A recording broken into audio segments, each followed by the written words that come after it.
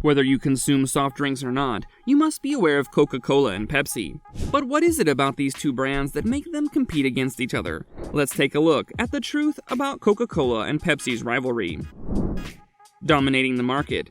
When it comes to soft drinks, ever since the 1980s and 1990s, Pepsi and Coca-Cola have been battling against each other to become the coolest drink on the market and become a go-to choice for customers all over the world. The two have engaged in intense rivalry to assert their dominance, and even though it seems like Coca-Cola is now dominating the market, this has not always been the case. There was a time when Pepsi had the upper hand, and through years and years of waging war against each other, Pepsi and Coca-Cola always found themselves in the middle of exhausting their resources to get the top spot in the market. An asset that both companies have utilized in their attempts to assert their dominance is their marketing strategy. Pepsi and Coca-Cola have extremely strong marketing strategies, and their marketing campaigns have always been designed in a way that is relevant to the era. Even today, marketing gurus are still in awe of how well crafted the campaigns of both of these companies are, and use them as exemplary content.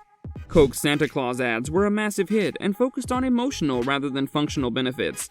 By the time of World War II, Coca-Cola was in every corner of the world. But before we get into more details about the truth about Coca-Cola and Pepsi's rivalry, if you're liking our content so far, make sure to give this video a thumbs up. Make sure you subscribe to our channel and turn on the notification button so you can get notified every time we post a new video. So that way you will know what's going on with some of the most famous brands in the world, who their toughest competitors are, and why some brands have rivalries with others. Coca-Cola dominates the world. Post-World War II, Coca-Cola was in every corner of the world. But it was during the war that Coca-Cola really got its popularity. During the war, companies were struggling because of rationing, but Coca-Cola's CEO pulled a very unprecedented move when he convinced the White House that Coca-Cola should be exempt from rationing, since it is essential for the American troops. This move had never occurred to Pepsi, and Coca-Cola was granted the permission to be exempt from rationing. It was then that Coca-Cola's sales started spiraling upwards. While Coca-Cola was enjoying its success, Pepsi, on the other hand, was struggling massively. They found themselves entangled in a financial mess and had to be merged with Frito-Lay Inc., changing their name from Pepsi to PepsiCo. Then came the television and TV ads, further intensifying the cola wars. Pepsi was quick to cash in on this opportunity and produced several effective ads, using celebrities like Michael Jackson. Coke then decided to strike back with an ad that showed a bunch of young adults showing their solidarity during the time of war. Despite the nature of the ad, it was a little late and Pepsi had already established a stable footing. Advertisement. This is where the cola wars started intensifying even more, and even to this day, Pepsi and Coca-Cola still try to assert their dominance by producing better advertisements.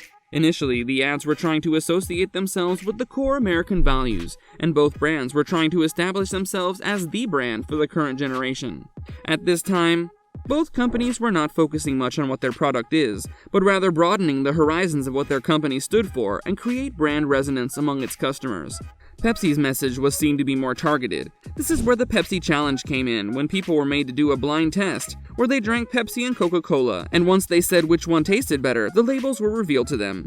This is where the rivalry became even more obvious, and even though it was a pretty aggressive challenge, this is where Pepsi also brought in the functional appeal of their ad, showing that their taste was better. The Pepsi Challenge proved to be a massive success and had a pretty deteriorating impact on Coca-Cola, with Coca-Cola having little to no idea about how to react to this challenge. Innovations. With the Pepsi Challenge giving Pepsi an upper hand, Coca-Cola realized that its market share was declining severely and that something had to be done. Instead of refocusing their marketing approach, Coca-Cola started focusing on innovation, and 10 years down the line, they introduced the new Coke, which talked about how it had the ultimate taste. Coke relaunched its packaging and renovated multiple elements of their brand.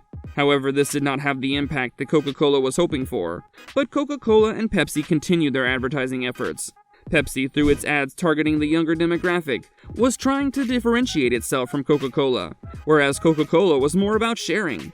Pepsi even started integrating humor in their ads and became known for its aggressive and bold advertisement, directly acknowledging Coca-Cola as a competitor. Both the companies are constantly engaging in a war with extensive marketing campaigns, which allows the brands to communicate their ethos with the customer and create happiness. As of now, Coca-Cola is dominating the market with a greater market share than Pepsi. But do you think this will last for a long time, or will Pepsi make a comeback? Which cola are you fonder of? Let us know in the comments below.